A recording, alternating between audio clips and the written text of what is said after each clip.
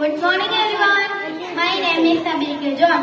First of all, I wish you all a very happy Independence Day. Today is 5th August and we are celebrating 79th Independence Day. Today is 5th August and we are celebrating 79th Independence Day of our country. On 5th August 1947, India got freedom from the British rule. This day remains as the sacrifice of our great freedom fighters.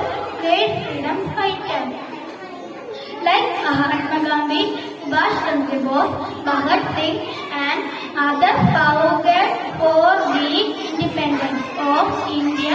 We must respect fighters, freedom and freedom. Let us all work together and make our country the best country of the world. We provide